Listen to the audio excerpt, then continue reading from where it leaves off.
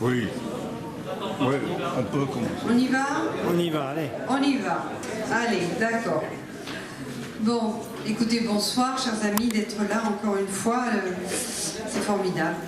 Alors, le CML n'a pas pour credo, vous le savez, de traiter de sujets épuisés ou usés jusqu'à la corde. Mais y en a-t-il vraiment? Je n'en suis pas sûre. Tout dépend de l'homme ou de la femme qui l'aborde et de la période traitée. Et si c'était le cas, les sujets de littérature et de problèmes de société n'auraient plus rien à se mettre sous la dent, si je puis dire familièrement. Alors nous, conférenciers, depuis le début de l'année, ont suivi le fil rouge de la question de la confiance et nous en sommes souvent sortis tremblants d'inquiétude. Et comme nous n'avons peur de rien, nous ne pouvions passer sous silence le sujet de la trahison, arme contre la confiance qui depuis toujours a irrigué notre imaginaire et la réalité des sociétés humaines. Sujet peu abordé sans doute parce qu'elle est la catégorie la plus négative de nos cultures et de nos sociétés et qu'on ne peut l'aborder de façon simpliste, mais c'est là aussi son très grand intérêt. C'est pourquoi nous sommes très heureux ce soir d'accueillir Sébastien Cher. Il n'a pas connu 1968 comme nombre d'entre nous.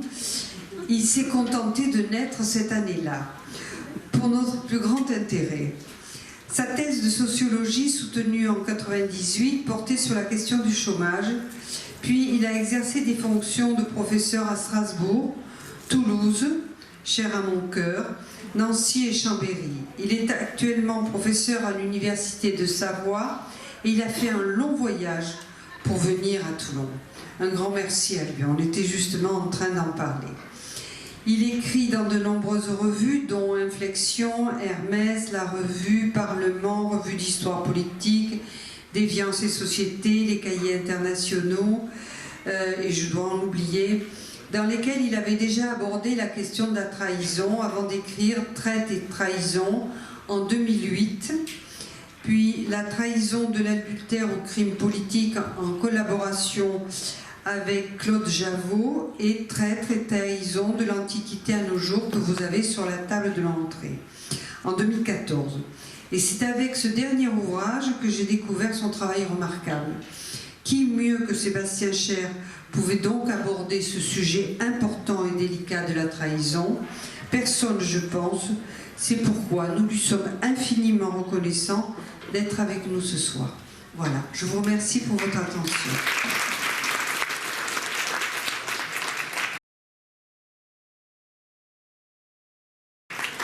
Merci beaucoup pour cette invitation.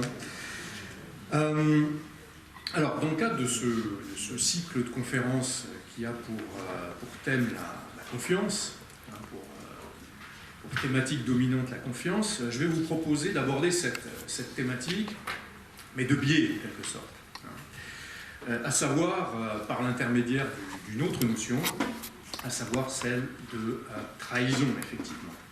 Et si j'ai choisi ce prisme, cette entrée pour interroger la confiance, c'est tout simplement parce que la trahison, en tout cas c'est ce que je vais essayer de vous montrer ce soir, eh bien la trahison est un excellent révélateur, non seulement des rapports de confiance, mais plus largement des diverses attentes, ce qu'on appelle nous en sociologie des normes, des conventions, qui structurent nos relations et nos échanges avec autrui et qui constituent ce que l'on appelle le soubassement du social. La trahison, comme on va le voir, et j'espère bien vous le montrer, implique une forme de rupture et de transgression, en l'occurrence une violation des rapports de confiance et de loyauté. Donc parler de trahison, c'est finalement aussi parler d'autre chose. C'est une façon tout simplement de poser la question de l'appartenance et du lien social, mais c'est aussi une façon d'interroger ce que l'on pourrait appeler nos rapports à autrui, nos échanges quotidiens, et ce, quelles que soient les époques, les cultures, les groupes ou les sociétés considérées. Je vais donc vous proposer d'explorer les rapports entre trois notions, la confiance, la loyauté, la trahison. Et je vais insister, je vais faire mon conférence, mon exposé en 3 temps. Pour vous la présenter rapidement en guise d'introduction, je vais essayer tout d'abord de cadrer un peu cette notion, de faire le point sur la trahison. C'est un mot qu'on utilise souvent, mais sans le définir précisément. Et donc, je vais chercher à caractériser cette notion dans un premier temps, notamment par rapport aux deux autres, dont je vais aussi parler, la confiance et la loyauté. Donc, il s'agira tout simplement, dans un premier temps, de définir la trahison et de préciser quelles sont ses principales formes dans l'histoire et la vie quotidienne. Ensuite, dans un deuxième temps de mon exposé, je vais insister sur un point qui me paraît particulièrement important, à savoir ce que l'on pourrait appeler l'ambivalence fondamentale de la trahison.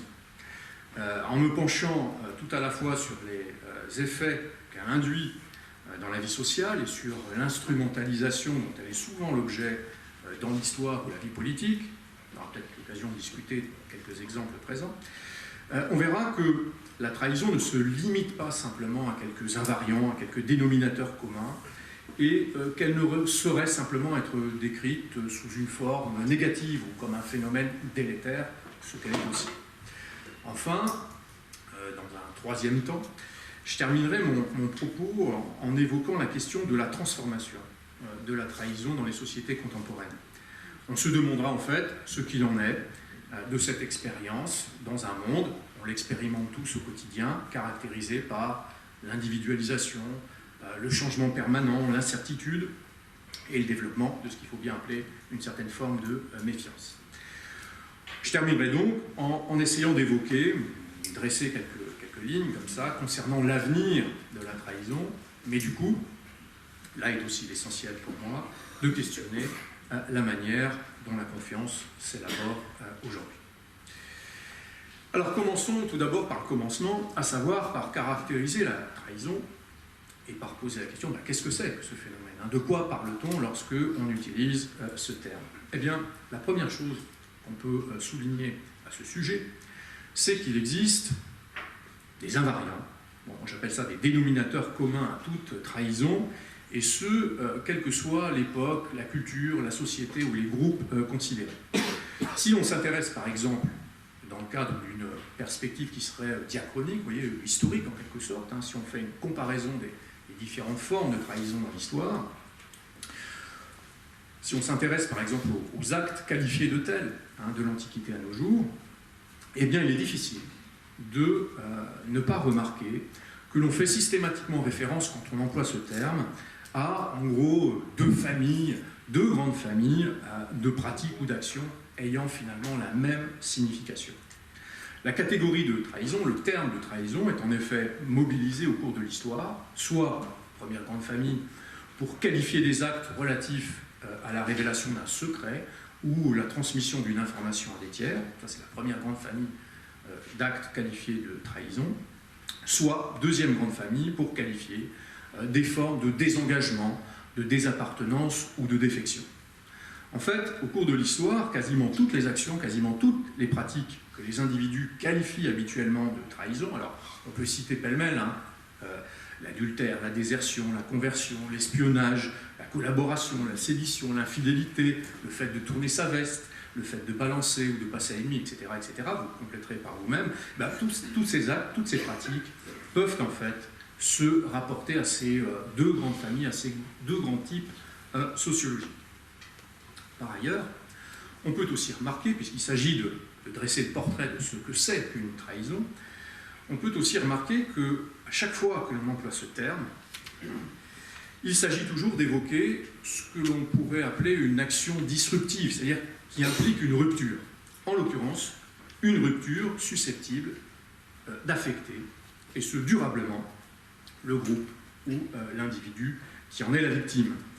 Ainsi, ce qu'ont en commun toutes les actions auxquelles je viens de faire référence, par-delà leur diversité, par-delà leur singularité, eh bien, c'est le fait qu'elles impliquent à chaque fois la violation des frontières physiques et symboliques d'un ensemble social donné, et surtout, j'y reviendrai, le non-respect des attentes qui y prévalent en matière de confiance et de loyauté.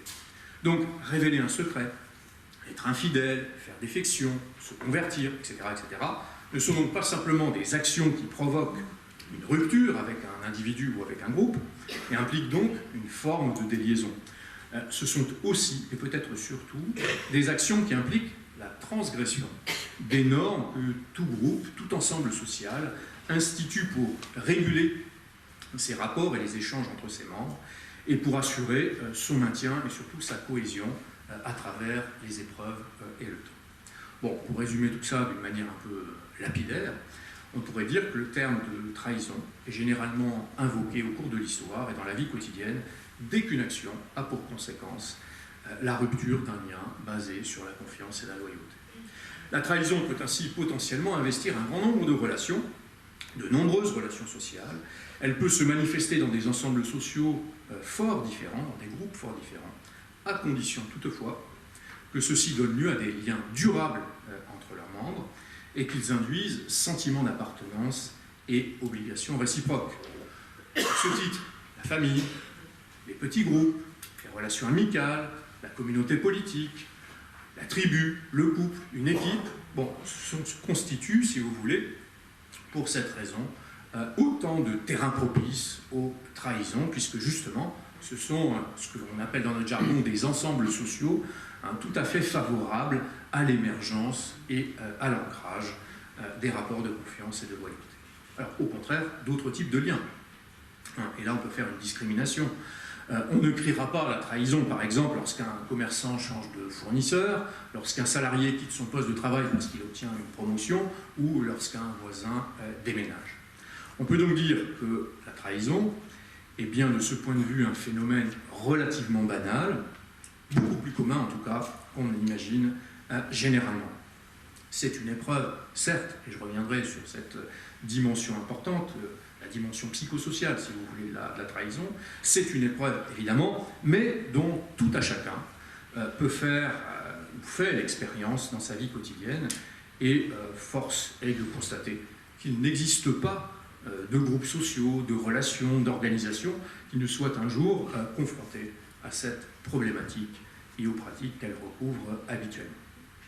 Par ailleurs, si la trahison hante de nombreuses relations, même en tant que possibilité ou simple fantasme, si elle connaît diverses déclinaisons au cours de l'histoire, on peut également remarquer, toujours dans une perspective un peu diachronique, socio-historique, qu'elle présente toujours une configuration identique, là aussi, quels que soient les contextes où elle se manifeste.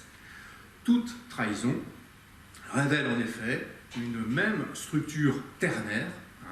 Il y a toujours trois personnages, en quelque sorte, trois pôles dans une trahison, et on peut parler à ce propos d'une véritable forme élémentaire, au sens où il s'agit là d'un trait caractéristique, là aussi, transcendant les époques, transcendant les cultures, transcendant les situations. Alors, puisque je dis structure ternaire, à quoi je fais référence? Eh bien, à chaque fois qu'il y a une trahison, toute trahison nécessite d'abord un traître, évidemment, un trahi, victime de la trahison, alors ça peut être un groupe, ça peut être un individu, ça peut être un collectif, mais il faut aussi, troisième pôle en quelque sorte, un tiers, même imaginaire, au profit duquel s'opère la trahison. En général, la trahison ne peut advenir et devenir effective qu'entre ces trois pôles. Il y a peut-être quelques exceptions, mais en général, ces trois pôles sont nécessaires, et cela indépendamment des raisons qui poussent à trahir, qui peuvent d'ailleurs être extrêmement variées et multiples, des ensembles visés par la trahison, des bénéficiaires de la trahison ou des actes mis en cause, les deux familles que j'ai évoquées au début de mon intervention. En fait, toutes les trahisons requièrent ce que l'on pourrait appeler un point d'appui. Même lorsqu'un individu ne semble trahir que pour son propre compte, que pour lui-même, en fait, on peut remarquer, si on creuse un petit peu, que bien souvent, c'est presque toujours en référence à un tiers extérieur. Alors ce tiers extérieur, ça peut être un autre individu, ça peut être un groupe, ça peut être un principe, ça peut être une valeur, ça peut être une idéologie ou une représentation, mais il y a toujours ce tiers extérieur qui est là et qui est présent, même lorsque quelqu'un ne semble trahir que pour son propre intérêt. C'est d'ailleurs, entre autres, pour cette raison, que la trahison engendre des réactions sociales aussi négatives. Sur fond de rupture des liens de confiance et de loyauté, la trahison bouleverse tout simplement parce qu'elle pose fondamentalement la question du tiers, de l'alliance avec le tiers, via son irruption. Alors un mot sur l'expérience et le vécu de la trahison. là aussi, on découvre que quand on fait des comparaisons entre les situations, les cas, les types, on s'aperçoit qu'il y a quelques invariants intéressants. Les travaux, donc plutôt psychosociologiques sur ces questions, nous montrent bien qu'elles provoquent généralement des émotions identiques.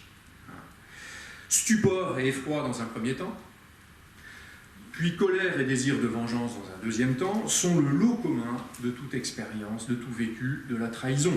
Ce qui se comprend d'ailleurs, c'est assez logique, ça se comprend tout à fait aisément. Le traître n'étant pas un ennemi extérieur, mais une personne en qui on place sa confiance et que l'on croit honnête et loyale, eh bien son action prend au dépourvu aussi bien l'individu que le groupe qui en est la victime. Vous connaissez tous l'expression du coup de poignard dans le dos. Cette expression nous rappelle bien, est assez illustratrice à la fois de l'action et du choc que la trahison provoque. Bon, de surcroît, si la trahison est toujours ressentie aussi intensément, je fais une petite parenthèse, mais lorsque j'ai réalisé des enquêtes ou des entretiens sur les trahisons, les gens étaient très bavards dès qu'il s'agissait d'évoquer une expérience de trahison. Donc, tout de suite, on a un souvenir de, effectivement, quelqu'un qui nous a trahi, quelqu'un qui nous a planté un coup de poignard dans le dos, pour reprendre cette expression.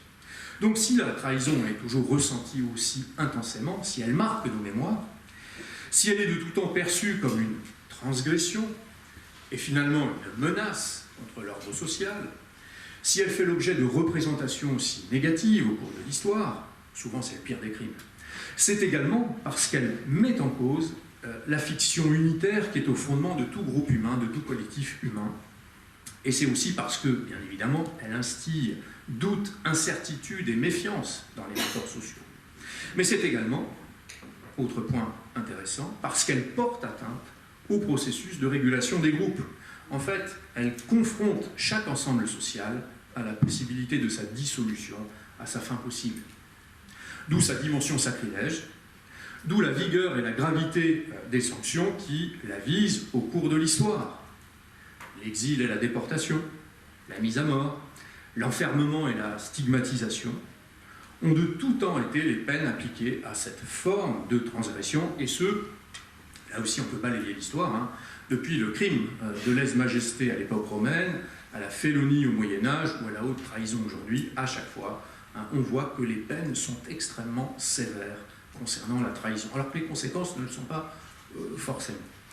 Bon, de nos jours, bien évidemment, les sanctions ne sont pas aussi extrêmes, mais quand on y regarde de plus près, elles n'en relèvent pas moins de la même logique symbolique. Puisque le traître a frappé au cœur du lien social, il a violé les rapports de confiance et de loyauté, eh bien c'est bien sur ce registre que la peine et les sanctions doivent essentiellement porter. Les sanctions informelles, donc qui valent et prévalent dans notre vie quotidienne, eh bien visent ainsi à redoubler sur le plan symbolique la rupture dont le traître s'est rendu coupable. Objet d'opprobre et de mépris, suspect aux yeux des collectifs qu'il fréquente, assigné à une identité négative, regardez ce qu'on dit des gens qui nous ont trahis ou des traîtres en politique par exemple, eh bien le traître sera souvent condamné à l'isolement relationnel, voire, comme dans le cas des balances en milieu carcéral, ou, je m'attarderai un petit peu sur ce phénomène dans la troisième partie de mon exposé, des lanceurs d'alerte dans les entreprises ou les organisations, eh bien ils sont condamnés à une forme bien réelle de mort sociale. Donc l'ampleur et l'intensité des réactions sociales que la trahison suscite témoignent donc bien de son caractère éminemment transgressif.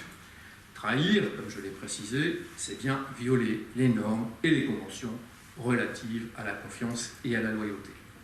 Mais c'est aussi, finalement, je crois, bien plus que cela. Toute trahison est en effet fondamentalement également une atteinte aux principes élémentaires qui conditionnent la vie sociale et qui rendent possible aussi bien les échanges entre individus que la coopération et la cohésion sociale. La valeur négative de la trahison, je n'ai pas trouvé dans mes travaux d'exception à ce fait dans l'histoire ou dans les cultures, dans les sociétés humaines, tout comme donc l'unanimité des réactions qu'elle engendre, eh bien, trouve là une grande part d'explication. Elles sont en fait ces réactions unanimes, ces réactions fortes, toutes en rapport avec le caractère essentiel des normes et des valeurs qui se trouvent transgressées au moment d'une trahison, et donc avec leurs fonctions sociales respectives. Il nous faut donc évoquer maintenant, c'est donc une sorte de nouvelle sous-partie dans mon exposé, les rôles que jouent confiance et loyauté dans la vie quotidienne, ce qui nous permettra aussi de comprendre un peu mieux en quoi ces trois notions se trouvent irrémédiablement liées. Alors la confiance tout d'abord. Eh bien la confiance, comme vous le savez certainement, est un élément absolument nécessaire au fonctionnement de toute société, de tout groupe humain, de toute organisation. Elle nous permet d'engager l'action en situation d'incertitude, elle nous permet d'agir en commun, d'initier du lien, de faire le premier pas, de coopérer en dépit des risques et des aléas propres à toute relation sociale. Bon, certains spécialistes de la question ont qualifié la trahison de mode, la confiance, mon lapsus est tout à fait révélateur, la confiance de mode informel de régulation et de coordination des comportements. En fait, la confiance, quand on regarde ses effets dans la vie sociale, la confiance stabilise les rapports entre les individus et entre les groupes. Elle contribue d'ailleurs de manière essentielle à leur reconnaissance.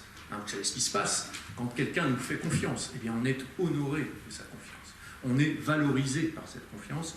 On est reconnu par cette confiance. Donc la confiance transforme, et elle transforme positivement. Mais surtout, autre effet à la confiance, elle engendre un sentiment de sécurité partagée. Et elle assure finalement la coexistence, je fais un petit clin d'œil à l'actualité, pacifique entre tous. Sans confiance, en effet, seul dominerait la crainte de l'autre, les rapports de force, les contrôles réciproques, le repli sur soi, la peur du lendemain. Dès lors, tout engagement, toute action collective, toute délégation de soi, toute vie sociale ou politique finalement, serait tout simplement impossible.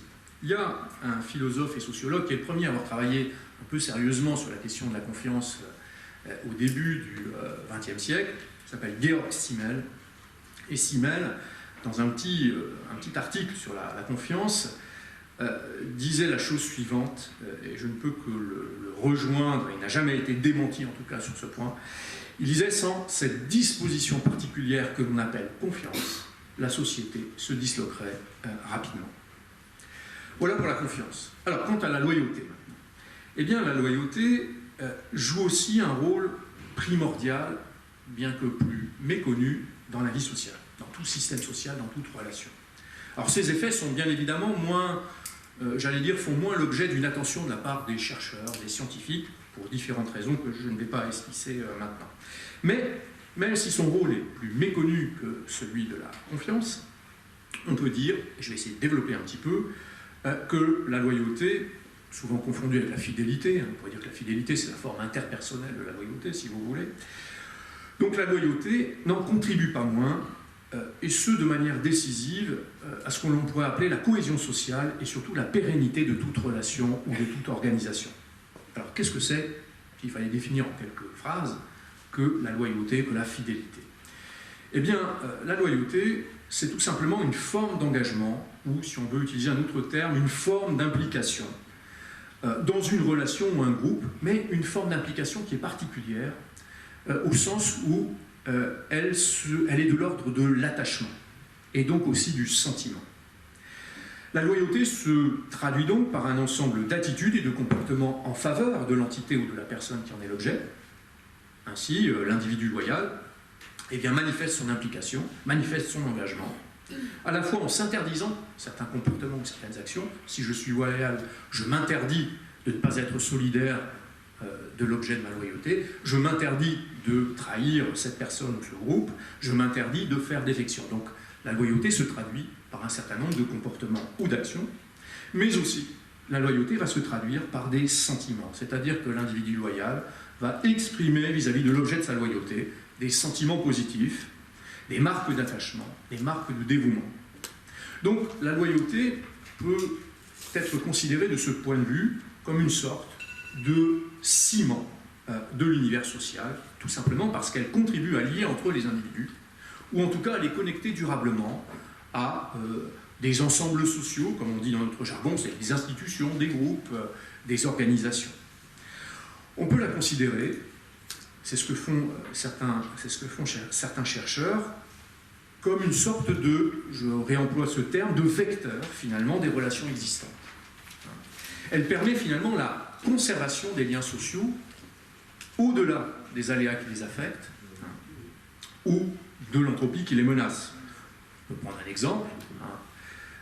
Un militant ou un syndicaliste loyal, par exemple, eh bien, restera fidèle à son organisation, en dépit des désaccords qu'il pourra parfois avoir ou des réserves qu'il pourra formuler à l'égard, par exemple, de la politique suivie par la direction du dit parti ou du dit syndicat. Donc, l'importance sociologique de la loyauté ne saurait être minorée.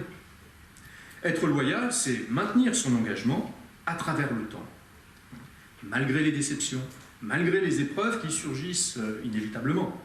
C'est aussi faire prévaloir, et ce point est important, la relation, le nous sur le jeu. Donc c'est faire prévaloir finalement le collectif sur les intérêts individuels ou la relation sur l'individu, jusqu'à parfois, en tout cas en certaines circonstances, impliquer le sacrifice. Compte tenu de sa fonction majeure dans la vie sociale, on comprend ainsi pourquoi la loyauté fut de tout temps, et dans la plupart des cultures, érigée en obligation morale, en normes comportementales, d'ailleurs jusqu'à la caricature parfois. La loyauté peut se traduire par de la servitude, et par des formes d'allégeance aveugle. En tout cas, son absence, là je crois qu'il n'y a pas de doute à avoir là-dessus, son absence serait extrêmement préjudiciable au lien social. Une telle situation ouvrirait en effet la voie à l'opportunisme et à la versatilité individuelle. Une telle absence rendrait peu probable la cohésion des groupes et des organisations. Elle signifierait, en tout cas à coup sûr, la fin des collectifs durables et verrait la confiance comme la solidarité s'éroder inéluctablement. Alors je ne l'ai pas précisé, mais puisqu'il s'agit de montrer à quel point confiance, loyauté et trahison sont des notions et des concepts liés, il faut savoir que la loyauté et la fidélité sont aussi des sources de confiance. Quand je fais confiance à quelqu'un, je fais une sorte de pari sur sa loyauté, sur sa probité, sur sa fidélité. Donc, vous voyez que c'est des notions qui sont mutuellement sources l'une de l'autre. Bon, vous voyez donc, là où je veux en venir, à savoir que confiance et loyauté sont des éléments constitutifs du lien social, dont on ne saurait se passer, ce qui va d'ailleurs interroger leur actualité dans le monde contemporain, mais qui implique le risque corrélatif de la trahison. Là aussi, je ne vous apprends rien, on ne peut être trahi que par ceux et celles avec lesquels nous partageons un lien de confiance et de loyauté. Alors, maintenant que j'ai insisté, un peu rapidement, mais peut-être au cours de la discussion, on aura l'occasion de revenir sur certains points, donc maintenant que j'ai insisté sur les principales caractéristiques propres à toute trahison, sur le rôle essentiel également de la confiance et de la loyauté dans la vie sociale, eh bien, il me faut désormais aborder un autre aspect important de la trahison, à savoir ce que j'appellerais son ambivalence fondamentale. Si la trahison est bien une transgression, c'est comme ça que je l'ai présenté, et une rupture qui met en jeu le lien social, si elle est donc logiquement perçue comme un phénomène négatif et délétère, il n'y a pas de doute là-dessus, personne n'aime être trahi, là-dessus je ne risque pas ce soir d'être démenti, nous allons voir qu'elle ne se limite pourtant pas simplement à cette dimension négative et délétère, et qu'elle peut parfois avoir une fonction instituante, on va le dire comme ça, voire fondatrice. Par ailleurs, et je vais commencer par ce point, elle est aussi ambivalente dans un autre sens, à savoir que c'est également une catégorie qui est sujette à l'instrumentalisation. Elle est donc fortement dépendante des rapports de force qui prévalent, notamment sur le plan politique. Ainsi, commençons par ce point, toute trahison dépend toujours, au moins pour partie, du contexte dans lequel elle s'inscrit, dans lequel elle prend naissance, si vous voulez. Les rapports qui existent entre les protagonistes d'une trahison, le type de lien qu'elle met en jeu et le cadre social et politique dans lequel elle se déroule, eh bien, constituent des éléments à prendre en compte. Ces différents facteurs jouent, et ils jouent sur quoi? Ils jouent notamment sur la sensibilité des individus et des groupes aux trahisons, de même que sur leur réaction à celle-ci. Bon, je prends un exemple qui résonne avec l'actualité, mais en temps de guerre, par exemple. compte tenu de la polarisation que suscite toute situation conflictuelle. En temps de guerre, c'est nous contre eux. On en a un bon exemple actuellement à propos de l'Ukraine et de la Russie.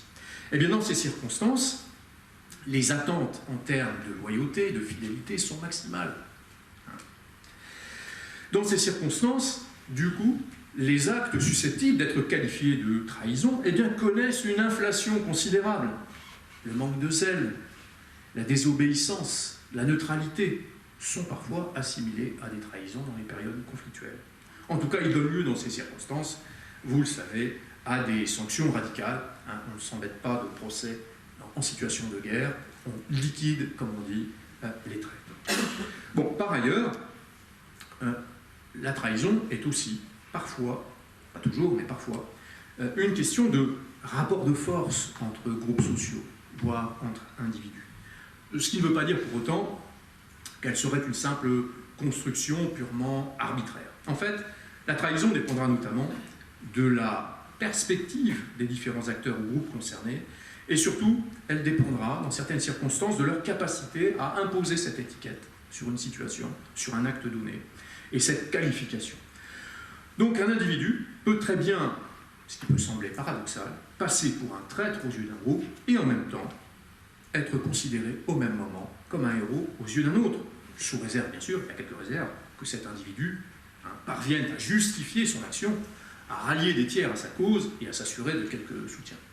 Bon, cela est par exemple typiquement le cas de certains lanceurs d'alerte, sur lequel d'ailleurs, cas que je reviendrai, des dissidents et des transfuges politiques, traîtres chez eux, rappelez-vous à l'époque soviétique, c'était des traîtres, mais nous on les accueillait comme des héros de la liberté.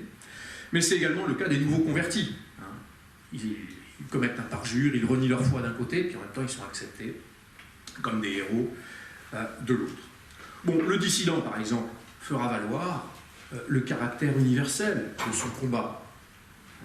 La girouette sur le plan politique, en France, on en a de nombreuses, eh bien, rappellera qu'elle est restée fidèle à ses idéaux. Le lanceur d'alerte, sur lequel je reviendrai, insistera, quant à lui, eh bien, sur l'aspect désintéressé de son action et sur son souci du bien commun et de la collectivité. Donc, vous voyez que ce mode de justification revient donc à inscrire l'action incriminée dans un autre registre normatif et symbolique que celui de la trahison. En fait, il s'agit d'éloigner autant que faire se peut le spectre de la transgression et le spectre de la trahison. Non, je n'ai pas trahi, mais j'ai été loyal à une cause supérieure. Alors l'histoire nous montre par ailleurs, et ce de manière régulière, que la trahison est aussi une catégorie sujette à l'instrumentalisation et qui révèle donc les fractures, les dissensions qui traversent chaque organisation, chaque société, chaque ensemble social. L'attribution de la trahison, la désignation du traître constituent de tout temps de redoutables outils de lutte politique et de disqualification sociale. Personne, ni vous ni moi, ne souhaite passer pour un traître.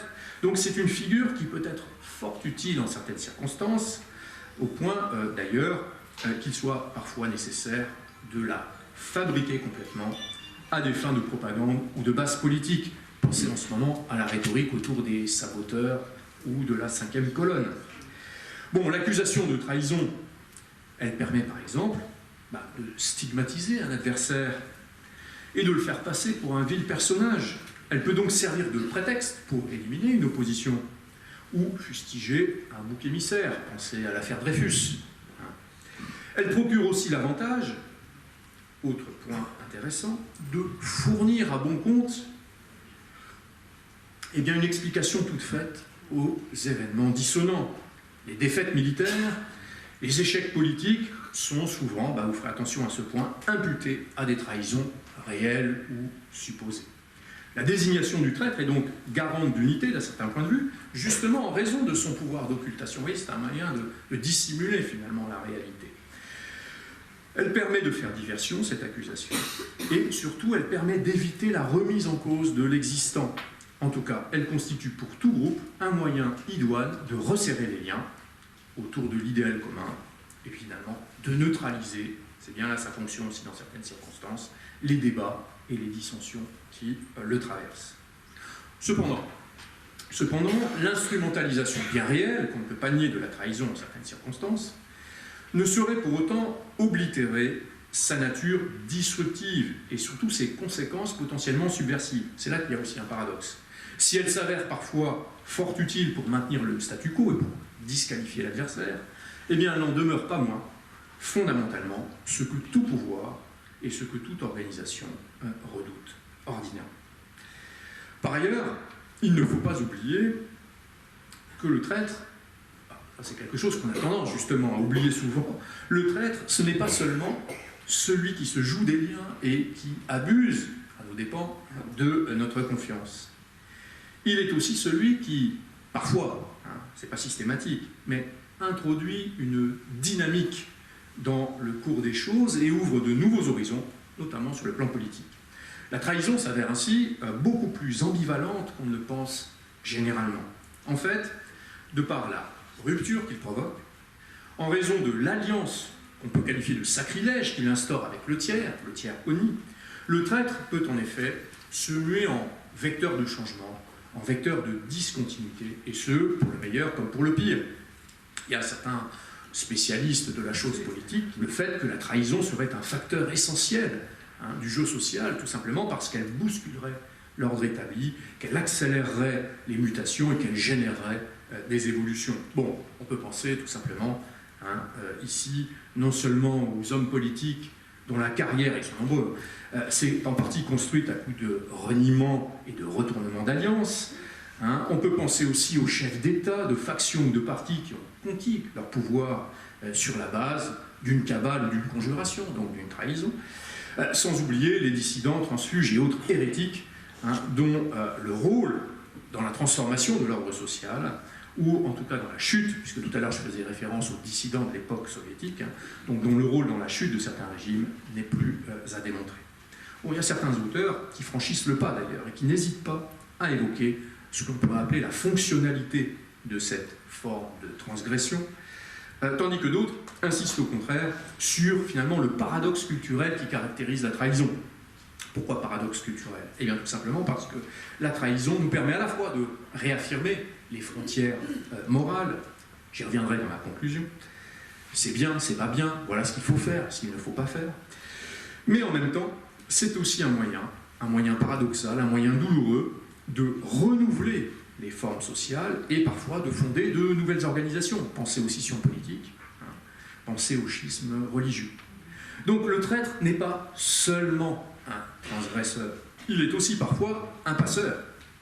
Un passeur capable d'instaurer de par son action des connexions inédites entre des ensembles sociaux hétérogènes ou antagonistes. Donc, comme d'autres transgressions, la trahison peut donc s'avérer instituante et parfois fondatrice. Alors, venons-en maintenant à la question de la transformation de la trahison dans les sociétés contemporaines. On va parler un peu du présent et du futur. Il s'agira donc ici et maintenant tout à la fois de se demander comment évoluent les formes de trahison dans les sociétés caractérisées par le changement, l'incertitude, la mobilité, l'individualisation, mais aussi de poser en creux ce qui me semble important, parce que finalement, parler de trahison, c'est parler d'autre chose. C'est la question de la place de la confiance et de la loyauté dans un tel contexte. Bon, pour le dire d'une manière un peu caricaturale, un peu simpliste, on pourrait se poser la question, sommes-nous passés dans un monde où prédominerait désormais méfiance, infidélité et déloyauté? Alors, pour tenter de répondre à cette question, et finalement tenter d'aller à l'essentiel, puisque le temps m'est compté, on peut dire que certaines tendances, sociologiques j'entends, qui affectent nos sociétés contemporaines, tendent bien à favoriser certaines formes de trahison, tandis que d'autres, au contraire, semblent affecter notre capacité à construire des liens de confiance et de loyauté, ce qui a pour résultat, mais je vais développer, le fait que certaines formes de rupture, certaines formes de désengagement, certaines formes de déliaison ne sont plus aujourd'hui, notamment dans la génération actuelle, connotées comme des trahisons. Ainsi, par exemple, il apparaît, je crois, assez clairement, que plusieurs facteurs ou processus sociaux, on appellera ça comme on veut, semblent en tout cas jouer contre la confiance et la loyauté dans le monde contemporain. par exemple dans l'univers du travail, si je m'arrête sur ce monde social, qui concerne quand même une bonne partie de la société, eh bien, la généralisation de la flexibilité, la généralisation de la précarité, le management par objectif ou par moyen, où on recompose aujourd'hui, j'allais dire en temps réel, les équipes, une fois que les objectifs sont atteints. Donc, vous voyez, vous ne travaillez jamais avec les mêmes personnes, en fait, en fonction des finalités qui vous sont assignées. Le développement du travail à distance et en réseau, j'ai cité 3-4 petits processus, eh bien, ne facilite pas l'émergence du sentiment de confiance et de loyauté. Plus largement, au-delà du monde du travail, au-delà de la sphère professionnelle, dans la vie quotidienne, là aussi, on pourrait presque faire une liste à la Prévert, des changements et des lames de fond qui touchent nos sociétés. Alors, je citerai quelques points qui me semblent importants. L'accélération des temps sociaux, l'assomption d'une culture de l'immédiateté. Qui est-ce qui aujourd'hui regarde encore un film de 3 heures? Non, les séries, c'est 40 minutes, 30 minutes au maximum, attention. Le changement permanent. Nous sommes des sociétés où la vitesse, il s'agit de faire la rotation des marchandises, des personnes, des biens, de l'argent, atteint des cycles très importants. La forte mobilité géographique. On ne naît plus et on ne meurt plus au même endroit. On bouge, on se déplace de plus en plus sur le territoire national et au niveau international. Le changement permanent, l'incertitude liée à la complexité croissante de nos sociétés et à l'apparition de nouveaux risques, les promesses non tenues et le désenchantement vis-à-vis de la classe politique, l'individualisation des modes de vie et la montée en puissance des revendications identitaires. Mais on pourrait aussi parler des nouvelles formes de désinformation, etc., etc. On pourrait rajouter tout un tas de processus qui, ça me semble assez clair, génèrent non seulement des formes de repli sur soi aujourd'hui, mais surtout un sentiment prégnant et diffus de méfiance.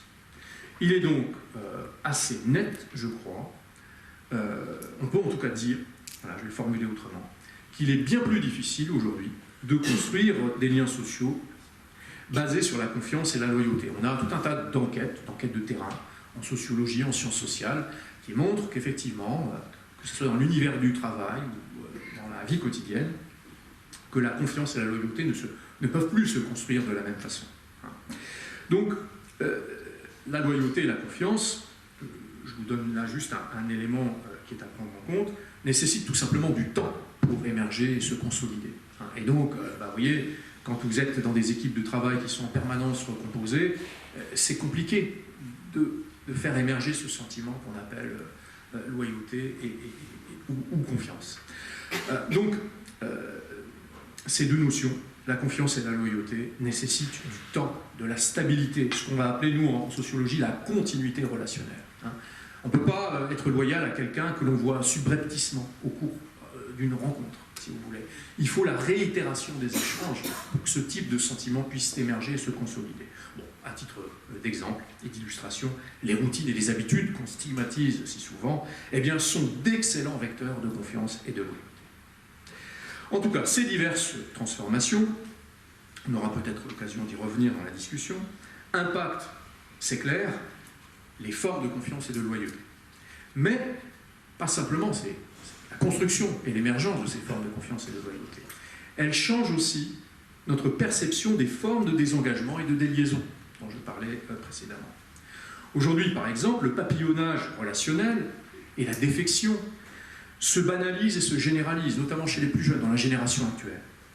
Et surtout, ces comportements et ces manières d'agir ne sont plus forcément connotés négativement comme des trahisons. Au nom de la liberté et d'une certaine conception de la réalisation de soi, il devient aujourd'hui presque normal et légitime de se désengager d'une relation, de quitter un groupe ou une organisation, de passer d'un lien à l'autre, d'où le terme de papillonnage, lorsque nous n'y trouvons plus notre compte. Et ces formes de désengagement et de défection, là est pour moi le changement, eh bien, ne passent plus forcément pour des trahisons. Ce qui tente à montrer qu'elles sont en quelque sorte désormais, je vais employer ce terme, neutralisées moralement, et qu'elles ne mettent plus systématiquement en jeu un lien ou des relations basées sur des formes fortes de confiance et de loyauté. On peut donc dire, s'il fallait prendre une image, que le territoire de la trahison il se contracte de nos jours, il se rétrécit.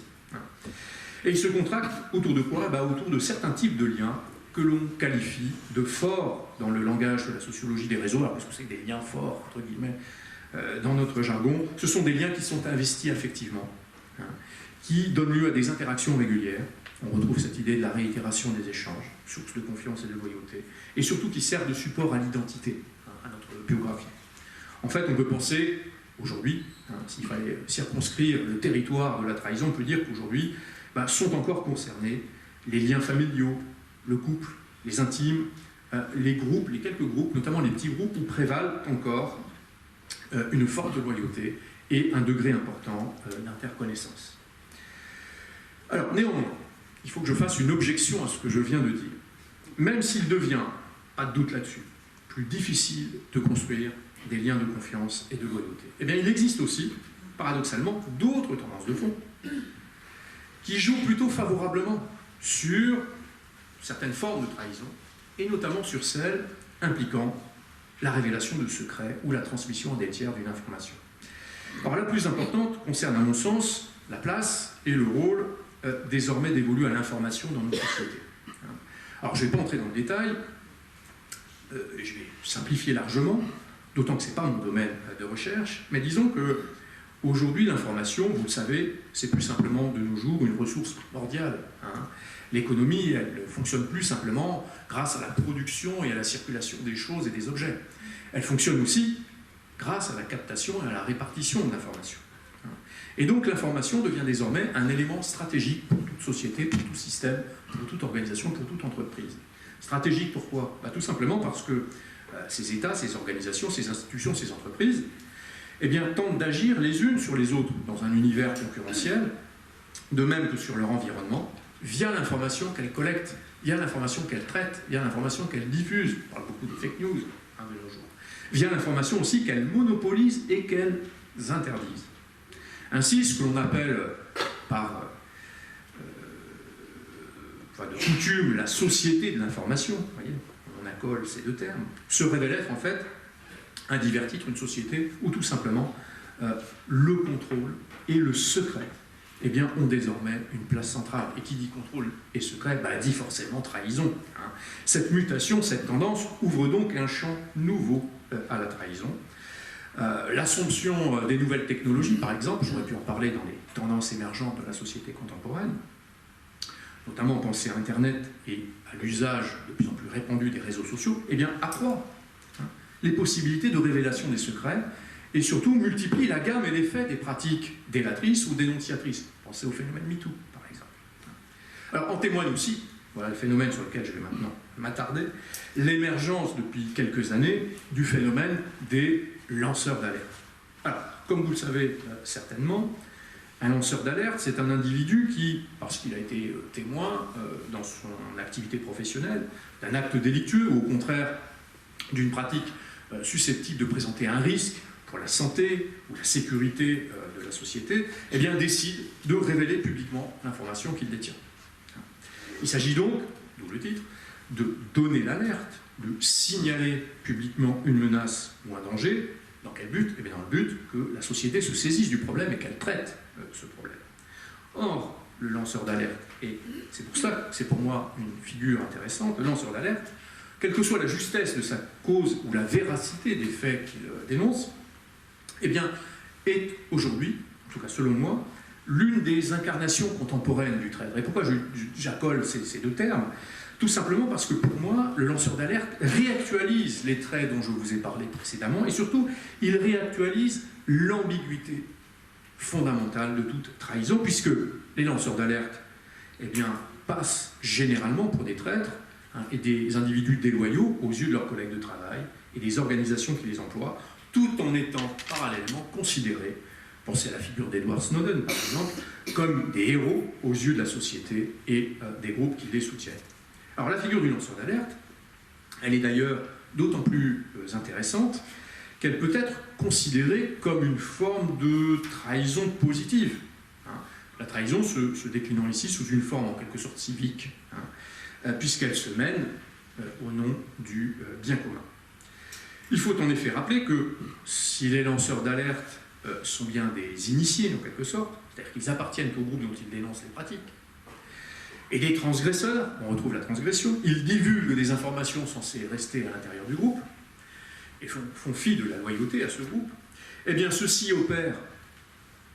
n'opère pas, pardon, il faut que je mette la négation, ceci n'opère pas de façon anonyme la plupart du temps, visent des pratiques plus que des individus, et en tout cas inscrivent leur action, leur dénonciation, dans le cadre de l'intérêt général et du bien commun. D'ailleurs, conscients pour la plupart d'entre eux que leur action est bien perçue comme une transgression, comme une trahison, comme un acte de déloyauté, eh bien ils se défendent en opposant à la loyauté au groupe leur loyauté à des principes supérieurs. En fait, le mode de défense des lanceurs d'alerte, sur lequel j'ai un peu travaillé, eh bien, revient finalement à transformer leur transgression en un acte supérieur de dévouement. Et finalement, par ce biais, affirmer la légitimité de leur divulgation. Ce qui montre d'ailleurs toute l'importance que chaque partie prenante de l'affaire accorde encore à l'idée de loyauté. En tout cas, la figure du lanceur d'alerte nous rappelle, et c'est en cela qu'elle me semble une figure tout à fait intéressante, que nous n'en avons pas fini avec le traître et la trahison, malgré les divers changements et les tendances que j'ai pu souligner précédemment. Ce dont témoigne d'ailleurs aussi, et j'aurais pu commencer d'ailleurs mon intervention par cela, le poids considérable du thème et de la figure du traître dans l'imaginaire social contemporain. Je terminerai par ce point, mais rappelons en effet que l'univers fictionnel contemporain, alors je vise là les séries, les mangas, la bande dessinée, les romans, le polar. Bon, difficile de lire un polar sans qu'il y ait à un moment donné une trahison, un traître, ce genre de personnage. Bon, cet univers fictionnel contemporain, il est aujourd'hui saturé de références à cette question, certaines œuvres étant parfois d'ailleurs exclusivement construites autour ou articulées autour d'une trahison ou d'un personnage de traître. Alors à la lumière des mutations du lien social que j'ai esquissé, cette espèce de prégnance contemporaine imaginaire de la trahison peut bien évidemment se comprendre et s'analyser comme une sorte de nostalgie d'une époque largement mythifiée où aurait prévalu confiance, fidélité, loyauté, honneur, probité et honnêteté. Je crois pour ma part que cette prégnance imaginaire, que cette importance imaginaire de la figure du traître est surtout révélatrice d'autre chose, à savoir que la trahison reste aujourd'hui, en tout cas pour la plupart d'entre nous, une catégorie opératoire, c'est-à-dire qui marche, qui fonctionne, que l'on applique au quotidien. En dépit des transformations qui affectent bel et bien les sociétés contemporaines, c'est une catégorie qui fait encore largement sens pour les individus que nous sommes, qui est toujours mobilisée par chacun d'entre nous comme une sorte de grille de lecture de la réalité et comme un moyen de parler de nos expériences quotidiennes, de cadrer nos expériences, comme on dit dans notre jargon, nous permettant, entre autres, de disqualifier les comportements que nous jugeons transgressifs ou déviants, enfin à nos yeux en tout cas, et inversement, et je terminerai par cela, de mettre en exergue nos attentes relatives aux relations sociales et en particulier au rôle que devraient y jouer la confiance et la loyauté. Je vous remercie.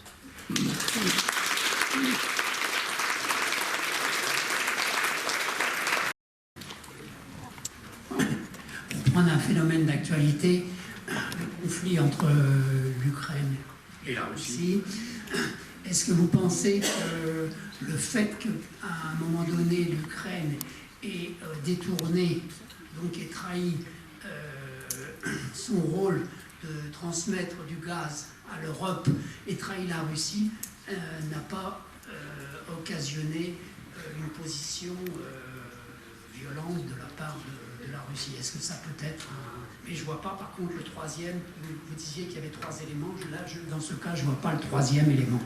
Ah ben, le bénéficiaire, en tout cas si on croit cette narration et cette lecture de l'histoire, moi je ne peux pas être juge, je ne suis pas un spécialiste en plus de ces questions, mais ce serait les pays occidentaux. Voilà, donc on retrouve notre tiers bénéficiaire, vous voyez, nos 3 points d'appui. Bon, moi je dirais que j'en sais rien, mais en tout cas ce que je remarque, puisque comme vous je suis l'actualité, je remarque qu'il y a une inflation considérable du terme, de part et d'autre d'ailleurs du conflit.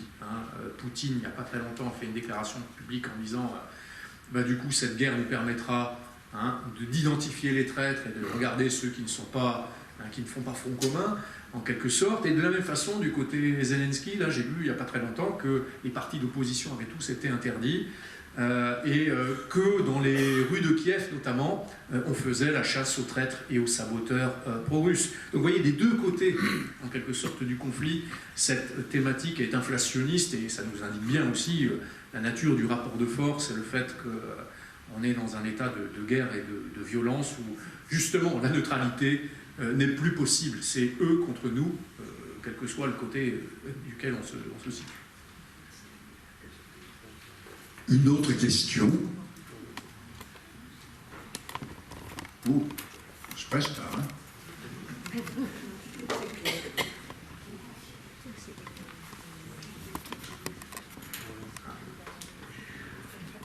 Dans le fond, dans le fond. Là-bas au fond, au fond. Ah.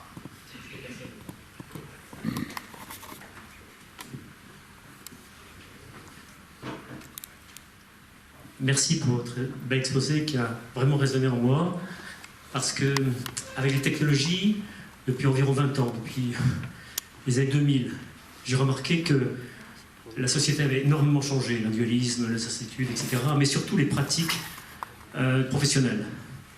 Dans le monde universitaire en particulier, le monde de concurrence, dans le monde politique, dans le monde même associatif, dans beaucoup d'autres mondes. Je donne un exemple. Un jour, j'étais à Brest, et je vois des personnes qui s'esclavent avec des smartphones qui apparaissaient en 2007, cachés sous la table, qui s'envoyaient des messages. Je n'avais pas encore de smartphone, 2007. Et je me disais, mais je comprends rien, pourquoi s'ils se mettent à rire? J'ai vite compris, en 2 jours, que le smartphone était un formidable moyen de trahison, voire d'imposture. Faites-vous une différence entre d'ailleurs le traître et l'imposteur, dans le sens des travaux de Gori. Puis deuxième question, est-ce que ça ne s'est pas accéléré aussi avec les mails, puisqu'on peut faire CC, CCI, envoyer, cacher, tout ça? Est-ce qu'il n'y a pas une facilitation énorme des technologies pour devenir des imposteurs cachés, quoi, dangereux même? Il y a certainement un lien à faire entre la figure du traître et de l'imposteur. D'ailleurs, c'est aussi pour ça, j'en ai pas parlé, mais si on s'intéresse au mode d'action du traître, ou des traîtres, j'allais être familier, mais il ne faut pas être faux cul, on a tous un jour trahi et été infidèle, hein, donc on n'a pas qu'été victime d'une trahison. D'ailleurs, c'est assez. Je vous donne l'anecdote, quand je réalisais des entretiens sur ce sujet, il y a quelques années maintenant, je demandais donc aux personnes que j'interviewais de me raconter voilà, un épisode ou une expérience de trahison. Tout le monde était très bavard sur j'ai été trahi par un tel, ça s'est passé. Puis quand je posais la question, mais vous-même, vous avez déjà trahi? Non, non, moi jamais, monsieur, bien évidemment. Donc, vous voyez, ça en dit long aussi sur la manière dont voilà, on essaye d'échapper au stigmate. Mais si on s'intéresse au mode d'action des trahisons, quelle que soit sa forme, hein, on voit que souvent la trahison nécessite de la dissimulation et du mensonge. Or, il y a des trahisons qui se font grand jour, hein. Une défection, un changement de camp sur le champ de bataille, ça peut, ou des changements d'alliance politique, voilà, ça arrive tous les jours. Et donc là-dessus, il y a des trahisons qui ne supposent pas forcément de la dissimulation. Mais au quotidien, en fait, on s'aperçoit que trahison et mensonge sont souvent associés, ce qui explique aussi la virulence des réactions. Hein. C'est-à-dire que c'est aussi la question de la malhonnêteté, du faux, et de la manipulation qui se joue dans la trahison. Sans même parler de la figure de l'espion, voilà, qui est l'expert en double jeu, qui permettrait finalement de renvoyer la figure du traître aussi. D'ailleurs, certains psychanalystes ont essayé de travailler dans cette voie, hein, vous citiez Gori, mais voilà, il peut y avoir une forme de perversion chez certains traîtres qui prennent plaisir à mentir, à trahir et à être déloyaux. Mais je pense que ce n'est pas systématique. Mais en tout cas, vous avez raison, il y a je crois, une accointance entre ces deux figures. On pourrait même inverser et dire qu'un imposteur, quelque part, est un traître, puisque finalement, il trahit, hein, et il ment sur qui il est, et il se fait passer pour quelqu'un d'autre. Donc, effectivement, c'est un rapprochement que je trouve très juste et très, très pertinent. Par ailleurs, sur les technologies, je vous rejoins. C'est un moyen de révéler des informations de se trahir parfois. Oups, j'ai envoyé en copie à tous mes collègues tout le mal que je pense d'un autre. Hein. Donc voilà, ça aussi, ça marche aussi comme ça. Donc je me trahis moi-même, hein, grâce Et puis, bien évidemment, toutes les formes de révélation d'informations. D'ailleurs, j'en ai pas parlé, mais puisque c'est un sujet qui m'a aussi longtemps intéressé, la question des lanceurs d'alerte. Alors, on peut faire le distinguo, c'est pour ça que j'évoque la question, parce qu'il y a la question de la technique qui joue, et celle du mensonge. Vous voyez qu'aujourd'hui, à travers des plateformes comme Wikileaks, et il y a plein d'autres plateformes de ce type, où l'on peut révéler des documents de manière anonyme. Ça change un petit peu la signification du lanceur d'alerte. Le lanceur d'alerte, il prend la parole publiquement. Donc il assume sa déloyauté au nom d'un principe supérieur et du bien commun. Et donc il le fait en toute franchise. Là, il n'y a pas de manipulation.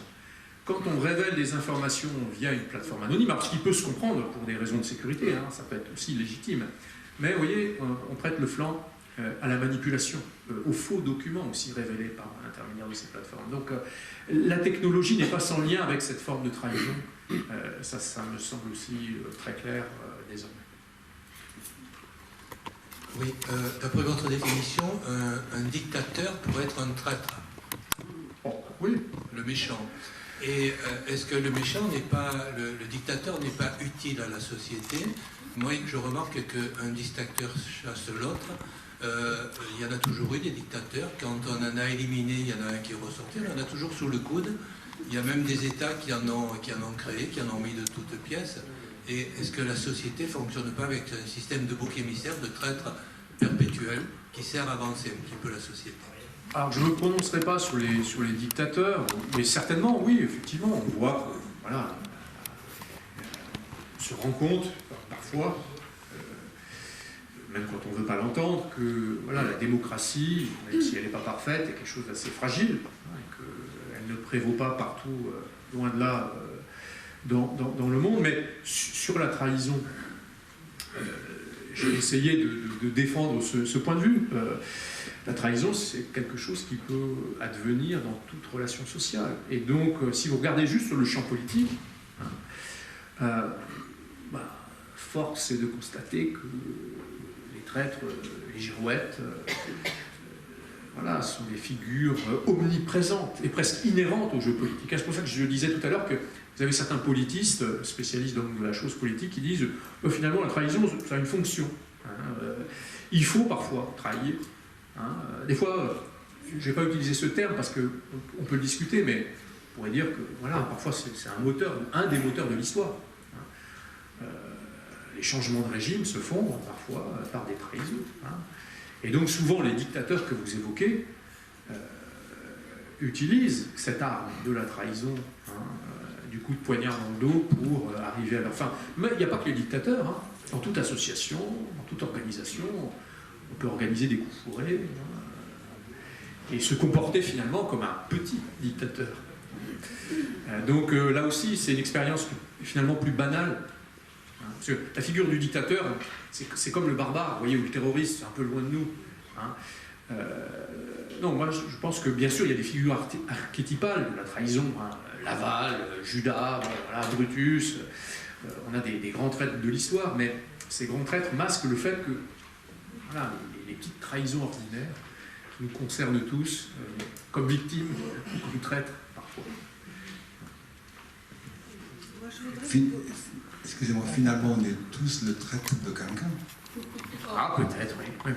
Parce qu'on peut avoir des repères et des visions pour les Russes, les Ukrainiens sont des traîtres, par exemple. Ah bah oui, mais je l'ai dit tout à l'heure, alors dans la rhétorique et dans les représentations, la question de la trahison est intéressante parce qu'elle permet de disqualifier l'adversaire. On le voit bien là avec le jeu politique, vous voyez les ralliements de certaines personnalités de droite et de gauche à Macron, tout de suite, il a trahi son camp, donc c'est une manière de disqualifier en fait la personne et pas forcément de poser des questions de fond. Finalement, pourquoi il y a ce type de changement d'alliance dans le monde dans lequel on est, et aussi rapide, si vous voulez.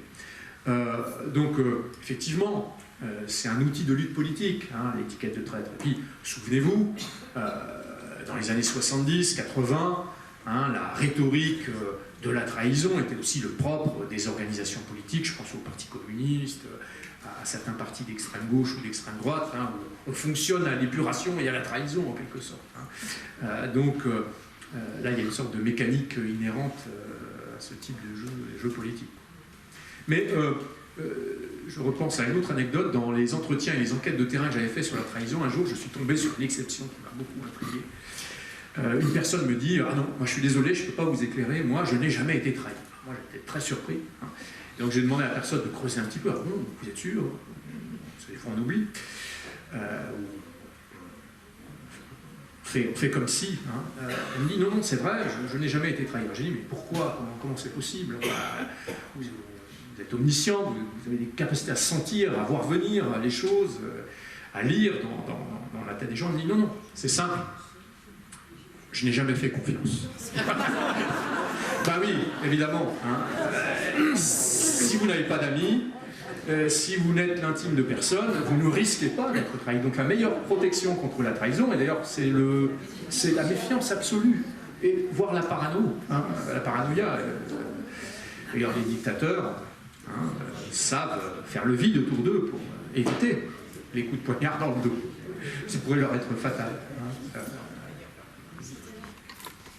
Oui, merci beaucoup pour cette intervention. Je voulais juste revenir sur l'importance justement que vous donnez dans la loyauté à une morale qui finalement serait ancrée dans la sensibilité, puisque vous parlez justement de l'ordre de l'attachement et du sentiment.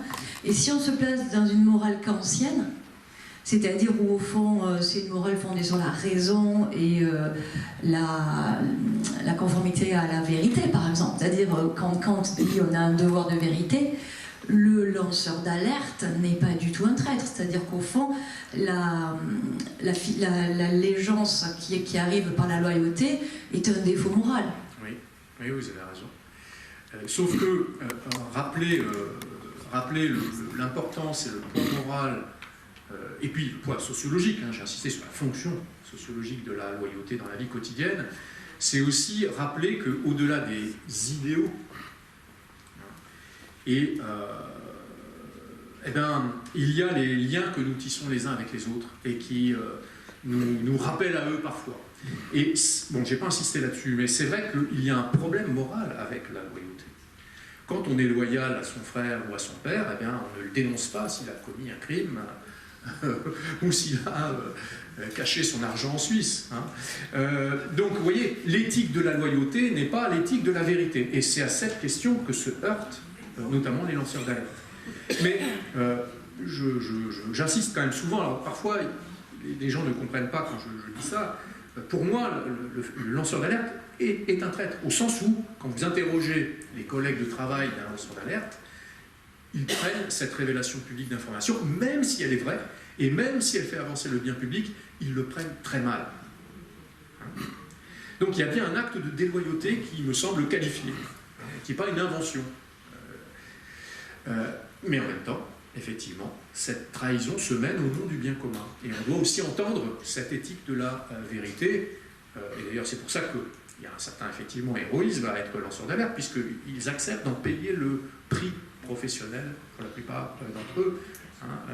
Mais vous faites bien de rappeler que, voilà, entre l'éthique de la vérité et l'éthique de la loyauté, il y a quelque chose là qui est de l'ordre d'une incompatibilité. D'ailleurs, c'est le travers de la loyauté. La loyauté, ça peut tomber, ou peut nous amener à être chauvin. Hein. Le patriote peut se traduire en chauvinisme, en nationalisme exacerbé. La loyauté, et donc l'attachement pour nos proches, peut finalement, là aussi, avoir des effets sociaux tout à fait négatifs. Hein. Au sens où effectivement on va faire prévaloir l'intérêt de nos proches par rapport à dans l'entreprise on va recruter quelqu'un que l'on connaît plutôt que quelqu'un de compétent. Hein. Donc ces phénomènes qui sont là aussi tout à fait banals sont une réalité qu'on ne peut pas nier. Donc vous voyez, la loyauté est ambiguë du point de vue de ses effets. Ça c'est très clair. Mais elle nous rappelle que nous n'existons aussi que par les liens sociaux. Quelles qu'en soient les conséquences.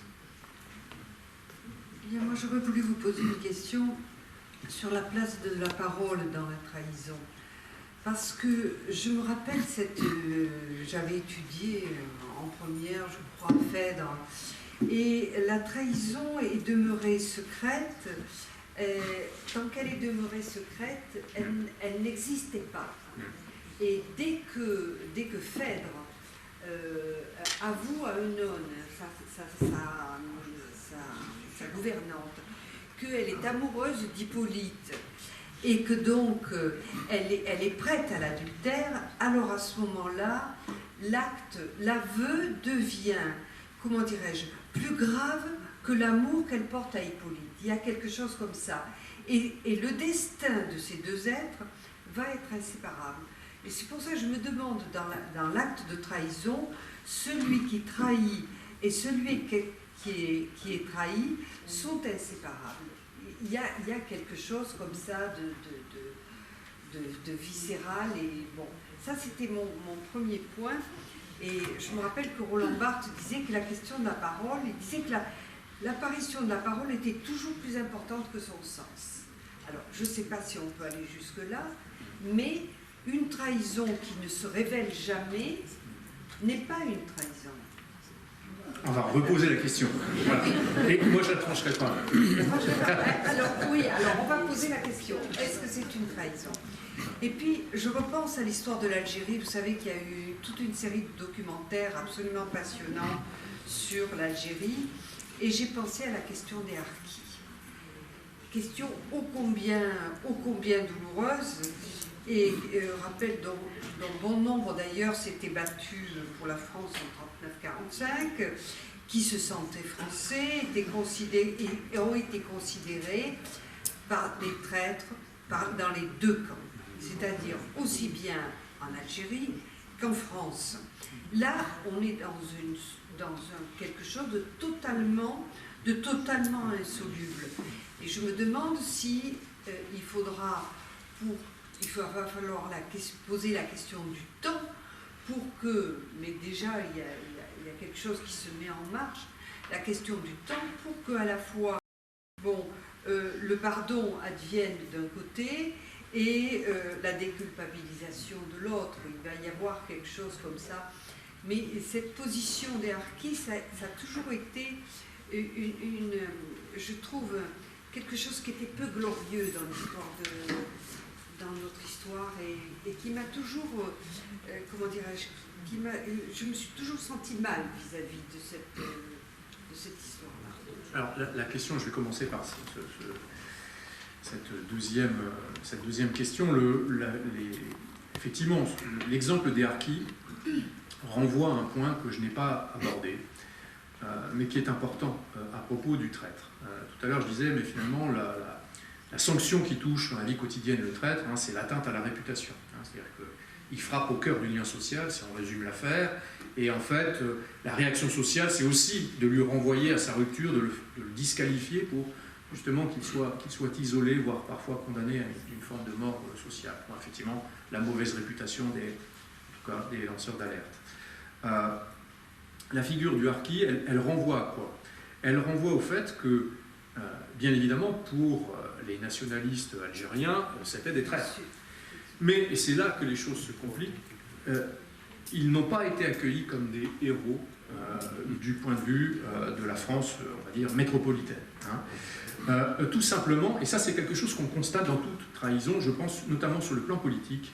On peut, comme ça, on pourrait se focaliser sur des cas individuels où le passage à l'ennemi, en fait, est toujours pris comme une prise de guerre, mais celui qui a trahi, on s'en méfie.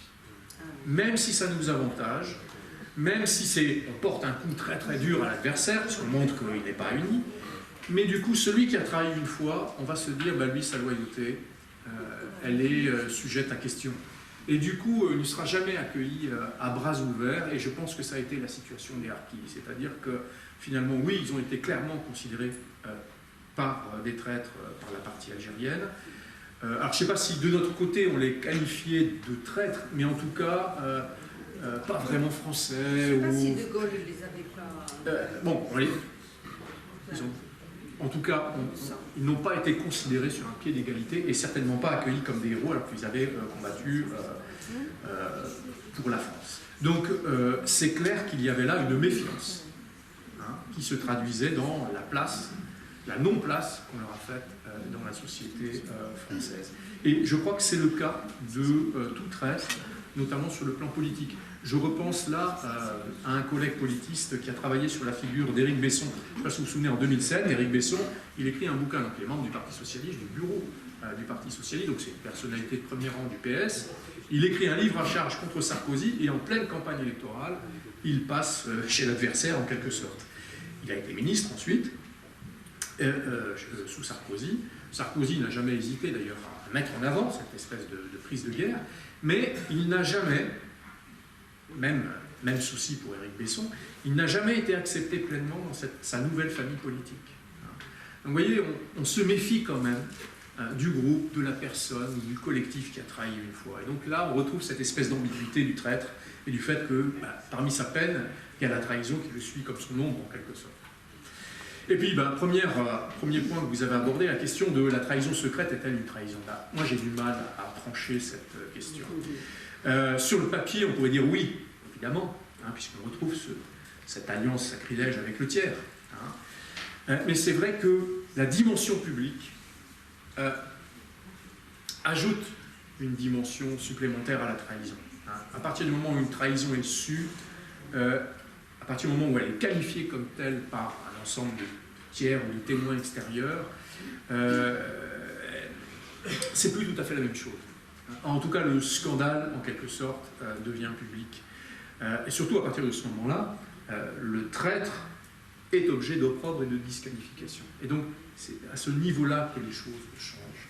Donc, effectivement, pour moi, il y a certainement sur le papier trahison, même quand elle est secrète. Bon, je ne sais pas, au travail d'un espion ou d'un agent double, tant qu'il n'est pas démasqué, il fait son travail. Et pourtant, il y a bien trahison. Il fait passer des informations d'un camp à l'autre. Qu'est-ce que ça change le jour où il est démasqué? Non seulement il sera liquidé, emprisonné, mais la chose sera sue publiquement. Donc, vous voyez, le phénomène va prendre une autre dimension, mais je pense que, d'un point de vue presque formel ou structurel, le trio est déjà constitué d'une certaine façon. D'accord. D'autres questions? Non? Eh bien, écoutez, on va remercier notre conférencier. Mais c'est moi qui vous remercie.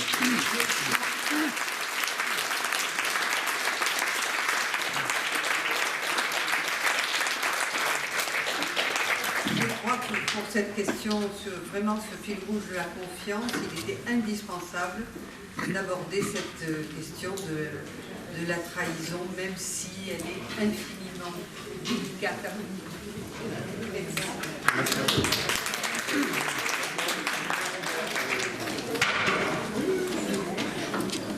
Il faut que tu me ramènes l'autre pied. Oui. Parce que celui-là, il est vraiment pas fait pour. Et donc. Mais je pense celui-là. Oui. Et je verrai ce qui déconne. Non, mais l'autre, c'est ça qui est cassé, c'est le bout. Oui, non, c'est toute la manière. Toute la manière. Oui. Ben, on peut en acheter un autre. Oui, Ça coûte pas grand-chose. Ah, il fait jeu.